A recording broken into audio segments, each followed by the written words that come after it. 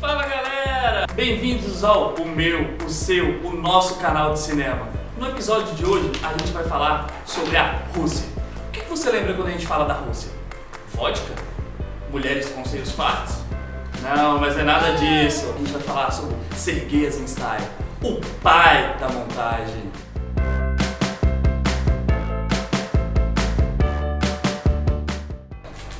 Considerado como um dos grandes cineastas da antiga União Soviética, Sergei Eisenstein nasceu em 1898 em Riga, Letônia, antigo país da União Soviética. Agora a gente vai falar sobre a filmografia desse cara que foi considerado como o pai, o grande cineasta soviético. Em 1924, ele gravou A Greve, seu primeiro longa-metragem. Logo depois, veio Encoraçado Potemkin, de 1925, que conta a história de marinheiros que passam por dificuldades em alto mar. Em sua passagem pelo México, ele gravou Que Viva o México, de 1931. Os seus últimos filmes foram Ivan o Terrível, em 1944, parte 1, e Ivan o Terrível, parte 2, em 1945. E para falar mais sobre esse cara, chamamos dois mestres em Eisenstein, o professor de teatro da PUC, Flávio Cacto, e Vanessa Teixeira, professora da Unirio, que escreveu um livro baseado nas experiências de Eisenstein no teatro. Acho que vale a pena a gente conferir, hein? Eisenstein foi extremamente importante no diálogo do teatro e cinema, não apenas para a Rússia recém-saída da Revolução, mas para o mundo do cinema, né? Se instaura uma teoria importantíssima, onde nós temos já dos trabalhos anteriores a Eisenstein, do Kuleshov, que vai estudar um cinema norte-americano, vai estudar os efeitos que esse cinema norte-americano está tendo numa plateia universal, e vai pensar nessa montagem paralela, não criada, mas desenvolvida e aprimorada por David Wark Griffith, lá nos Estados Unidos, a partir de 1908, da Biograph. E com a Revolução, ele começa isso antes da Revolução, com a Revolução Russa ele começa a pensar o que seria isso adaptado e traduzido para uma nova realidade cultural. Precisamos entender uma Rússia que sai de uma revolução pensando que a arte deve ter um papel primordial na formação das plateias. E o Eisenstein, nesse momento, ele vai ter uma atividade no teatro importantíssima com os grupos de agitação e propaganda, fazendo teatro por todo o interior da Rússia, né? E ele não combatia assim na linha de frente, então ele tinha tempo também para estudar sobre teatro, para fazer vários desenhos, né? Que ele também desenhava muito bem e fazia desenhos, planejava desenhos de cenários, de peça, de personagens, da comédia dell'arte, por exemplo, de palhaços, de circo. Ele está interessado que uma arte assuma um papel político não apenas pelo seu conteúdo, mas eles pensam a construção artística no cinema valorizando o poder da arte. Isso significa, isso não é realidade, nada é natural. A arte deve ser pensada e vista como uma leitura dessa realidade. Justamente depois da Guerra Civil é que ele vai para Moscou ser aluno do Meyerhold, que é um artista importantíssimo na carreira do Eisenstein. Foi assistindo ao espetáculo do Meyerhold de 1917, Mascarada, que o Eisenstein decide fazer teatro. É preciso também, quando você fala do teatro, valorizar a influência que teve na obra do Eisenstein de um chinês chamado Mei Lanfang. O Mei Lanfang será importantíssimo para influenciar Chaplin, para influenciar Brecht, para influenciar Eisenstein.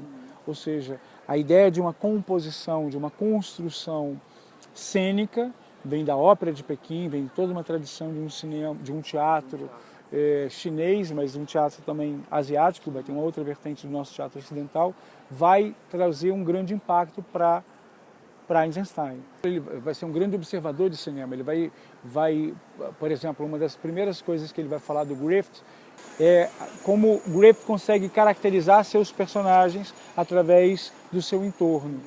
Então há uma cena que a Eisenstein vai comentar, onde surge um personagem, mas antes a câmera ela faz uma panorâmica em torno ao personagem e com isso já está descrevendo esse personagem, né? Quais são suas características, quais são os seus tipos, né, que vão defini-lo. Mas eu acho que um legado maior do Eisenstein, o maior legado, está no aspecto da montagem e do caráter do cinepunho, que vai influenciar toda uma novela vague, por exemplo, influencia Glauber. Os cinemanovistas disputavam, meu grande referencial é Eisenstein, outros falavam era Rossellini, outros Godard, mas você não dissocia as teorias da montagem do cinema de Glauber, por exemplo, né, nem do cinema de Godard. Então, e o próprio cinepunho, por um lado, você também pode fazer uma alusão ao cinema impopular do Pasolini, onde a montagem também em Pasolini adquire uma importância fundamental também para o trabalho do ator. Né? Pasolini é um que vai filmar com atores não profissionais e todos os problemas decorrentes dessa opção ele resolve na ilha de edição. Toda a imagem artística reside na montagem, numa montagem. E numa montagem de tempos heterogêneos, numa montagem de espaços. Então tem muito ainda para a gente aprender com Eisenstein.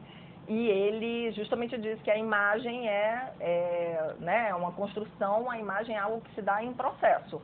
Então uma coisa que eu acho muito legal do Eisenstein é que tanto nos textos dele quanto nos filmes dele, ele é muito generoso nesse sentido de te mostrar o processo daquilo, né? Ele não te dá algo que está, assim, acabado, ele te mostra que aquilo é uma construção. Ao contrário do cinema norte-americano, ao contrário do cinema clássico, ao contrário de Griffith, onde tudo deve parecer natural para o espectador, para Eisenstein nada é natural. O Eisenstein vai para o Prolekult, que significa Cultura do Proletariado, que era uma organização que foi criada também na corrente aí da Revolução de 1917, para que os trabalhadores pudessem trabalhar no âmbito artístico e cultural naquele momento. Se vocês lerem esse manifesto que o Eisenstein escreveu em 1923, que se chama Montagem de Atrações, vai dar para ver bem qual era o espírito da época, né, de acabar com as instituições que haviam, né, artísticas. Como ele diz logo no início, Eisenstein, ele diz aqui o nosso trabalho no Prolekult não estamos trabalhando com teatro, porque essa ideia de teatro, de arte, estava ligada à concepção burguesa, e que eles estavam ali justamente trabalhando como engenheiros, como cientistas, vamos dizer assim, porque essa era a metáfora do momento, né? Eles eram engenheiros, construtores de uma nova sociedade. Estamos trabalhando, então, nós artistas, nessa espécie de laboratório que era lá o Prolekult, né? Em 1929, por aí ele decide pesquisar o cinema sonoro, que é a nova tecnologia que estava surgindo naquele momento, e faz uma grande viagem pela Europa, pelos Estados Unidos, vai até o México também com essa justificativa, mas aí depois tem que, em 1932, retornar rapidinho para a União Soviética, senão ele ia ser considerado, enfim, persona não grata. E aí, a partir daí, começa todo o calvário do Eisenstein, porque todos os filmes que o Eisenstein fez foram filmes por encomenda, não é? Mas desde o início, todos os filmes dele, ele nunca agradava. Então, quando a gente vê, assim, Eisenstein, o cineasta ligado ao governo do Stalin, alguma coisa assim, como se fosse ele a figura oficial, mas ele é uma figura oficial, assim, ambígua. Na década de 30, por exemplo, ele acaba se dedicando mais à atividade como professor de cinema, e se dedica mais ao estudo do cinema, à escrita, né, de vários artigos sobre cinema, pintura e outras artes, né, porque ele entendia, a partir do conceito da montagem, ele podia tratar de cinema em relação com todas as outras artes, né. E o que é interessante é isso, também, para o Eisenstein, o cinema era um método de conhecimento. O Eisenstein dizia que os filmes, a estrutura dos filmes tinha que ser a estrutura de animais invertebrados, né? Não tem que ter uma linha que vai início, meio e fim, né? Tem que ter essa estrutura ramificada, com repetições, analogias, que justamente a anedota, a historinha não é o principal, é meramente um dos elementos daquilo, né? O Eisenstein, assim, é muito, assim, atual nesse sentido, assim, que se ele tivesse vivo, ele estaria com certeza fazendo cinema em terceira dimensão, porque na época dele, né, teve um movimento, né, para se ter cinema em terceira dimensão, 3D, e ele já estava refletindo sobre isso. Ele com certeza estaria fazendo experiências assim, com relação à tecnologia. Acho o Eisenstein também muito importante nos dias de hoje, no sentido de que é isso. A imagem é um campo de batalha, a imagem é uma construção. Como diz o Arun Farok, a gente tem que desconfiar das imagens, a gente também tem que, como Eisenstein, estraçalhar essas imagens, tem que explodi-las e depois remontá-las, deixando tudo isso exposto. É isso, a gente tem que, não pode perder de vista isso, dessa ligação entre arte e política, né? Quando dizem pra gente que arte não tem a ver com política, essa afirmação é política.